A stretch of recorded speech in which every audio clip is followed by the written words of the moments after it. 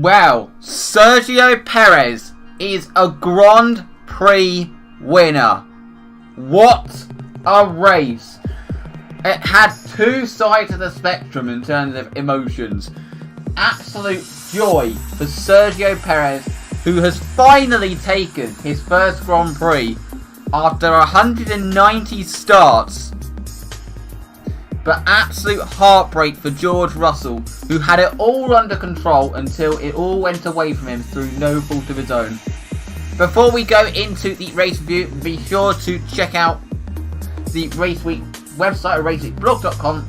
Follow us on Twitter at raceweek_show, although I'm not sure if how I'm going to be able to get this account back up and running. And subscribe to this YouTube channel for more Race Week content. Without further ado, let's go in to the race report.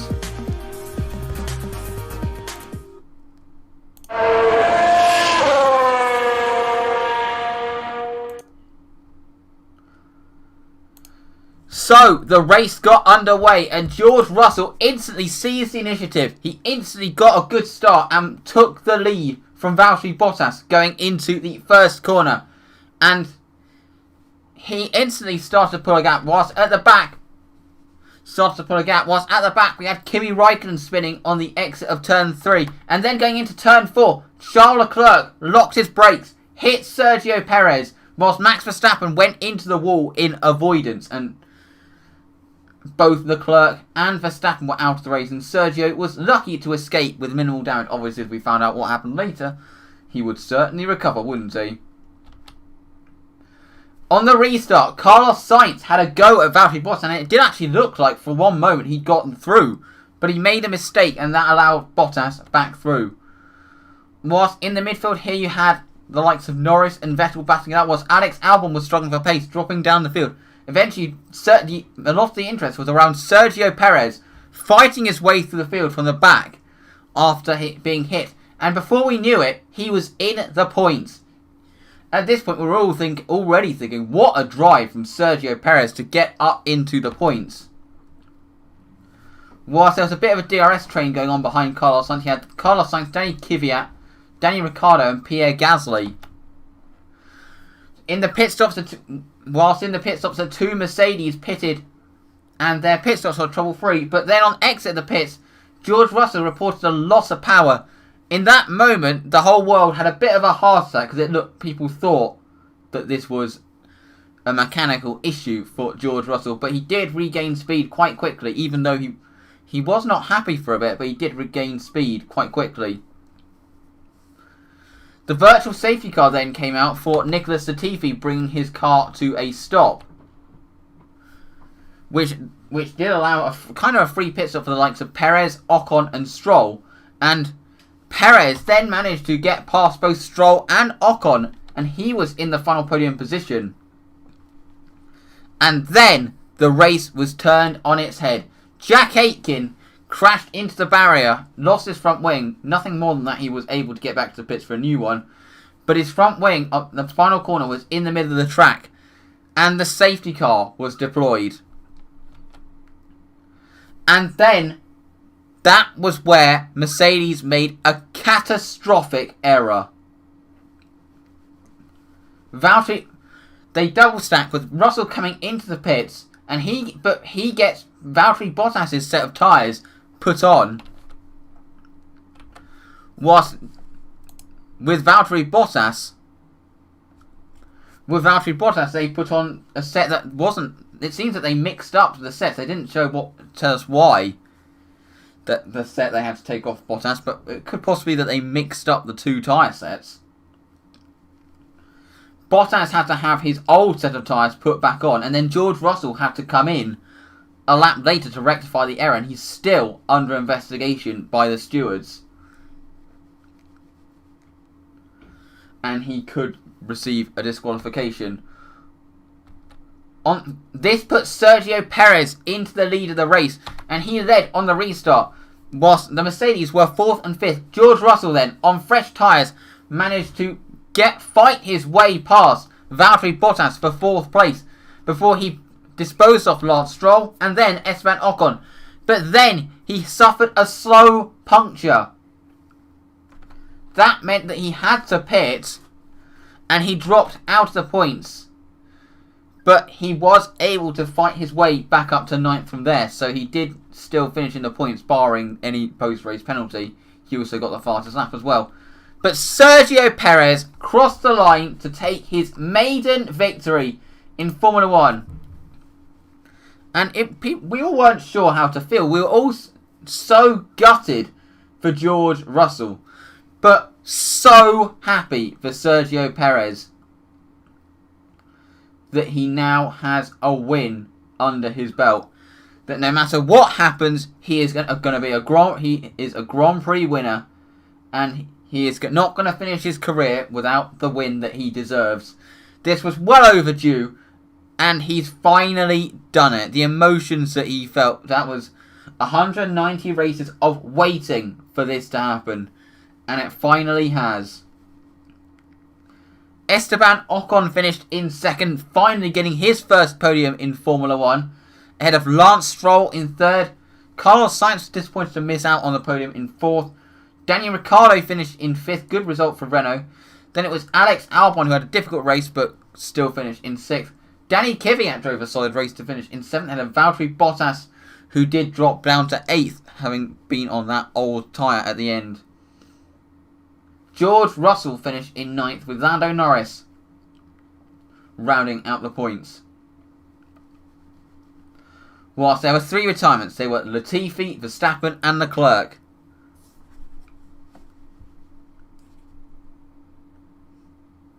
Also, something worth noting in the news today, before we go into the team-by-team review. Mick Schumacher won the Formula 2 Championship. After his bad qualifying, he managed to fight his way through the field yesterday, and despite ruining his tyres and having to pit, Callum Ilott could not get enough points to take the title off Mick Schumacher. There'll be more on... Jehan Darufla took his maiden win today. There will be more on this in the Road to F1 review tomorrow. But now, in reverse constructors order, it is time for the team-by-team review.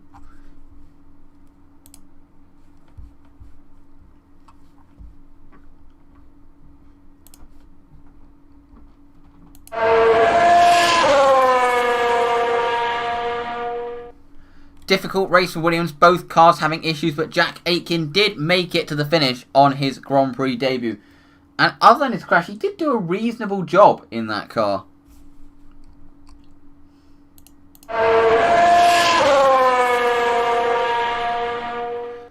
Fairly anonymous today, Haas were. 15th and 17th. Kevin Magnussen finishing in 15th. Pietro Fittipaldi making it to the finish of his first Grand Prix, but rounding out the finishers. Pietro Fittipaldi will be back next week, as unfortunately Romain Grosjean will not be able to return next week.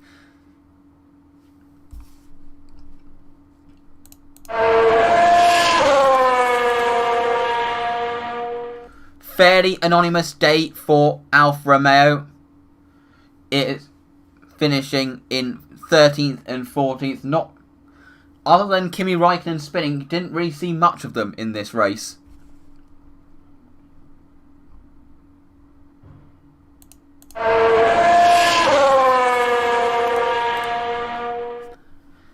Danny Kvyat driving a good race, but I'd say that Pierre Gasly will be a bit disappointed to finish outside the points. Unfortunately for them, 6th place is now officially out of reach. They are now 29 points behind Ferrari in the constructors standings, so 6th place is not going to happen. They are now guaranteed to finish in 7th in the standings.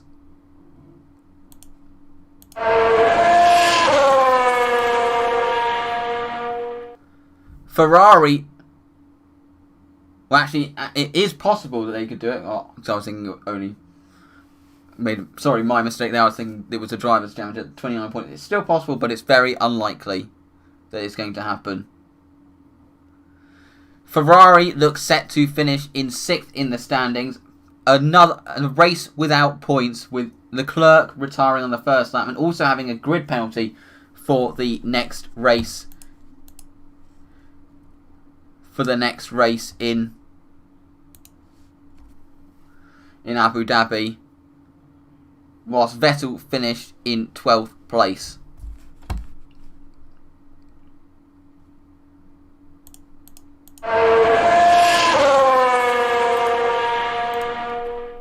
Good day for Renault, finishing in 2nd and 5th, and some useful points which could come in handy in the battle for 3rd in the Constructors, although they are still in 5th behind both McLaren and Racing Point.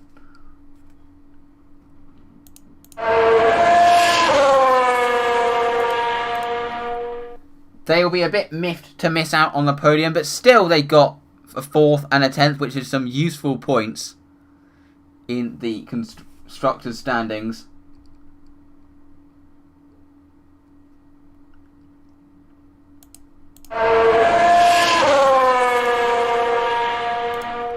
Of course, the happiest team today will be Racing Point. Not just a win, but a double podium. Their first win in that squad since Silverstone 2003. And they have a double podium as well. Obviously, Sergio Perez will be delighted that no matter what happens, he's going to be a Grand Prix winner. And he has done it. Sergio Perez is a Grand Prix winner. We've waited a long time to be able to say that.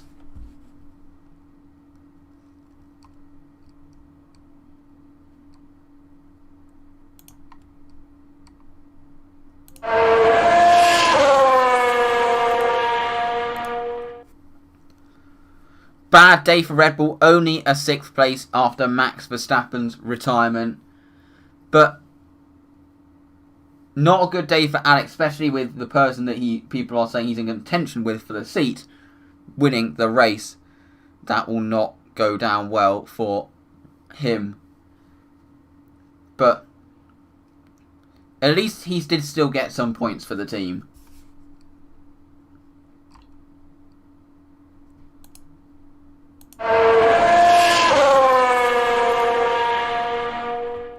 Of course, a bad day for them. There will be a big debrief at the team, talking about who was responsible, what actually happened in that abysmal strategic error that they made with the mixing up of the tyres, which cost them a 1-2 finish and denied George Russell what could have been a really good win. George Russell, no matter what happened, he's shown himself capable of being a title contender. In just this one race with Mercedes, he's shown himself. He could not have done any more than he did today. When he was out in front, he controlled the pace. When he was in the pack, he fought his way through the field. What more could he really have done today? He has shown the world what he's capable of, and no matter what happens, he can be very, very proud of that.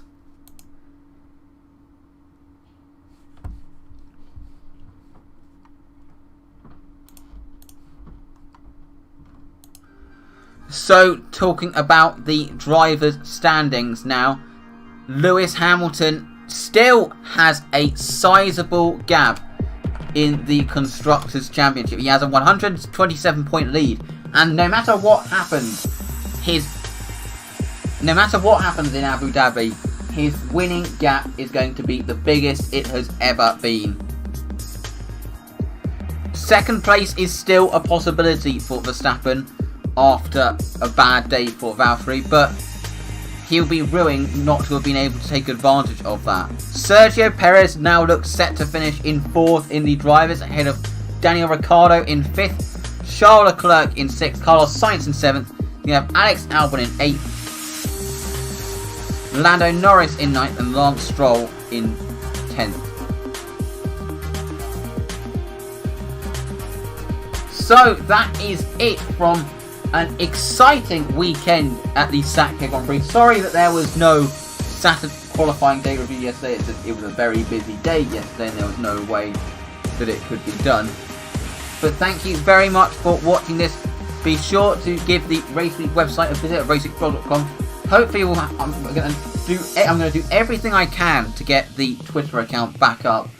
But I'm starting to think this time it could be gone for good. But I'm hoping not. RaceWeek, if not, then are we obviously trying to create a new Twitter account. And then obviously make sure you leave a like, comment and subscribe to this YouTube channel. Thank you very much for watching, and as far as these streams will go, we'll see you next week for the final race of the season in Abu Dhabi. Goodbye.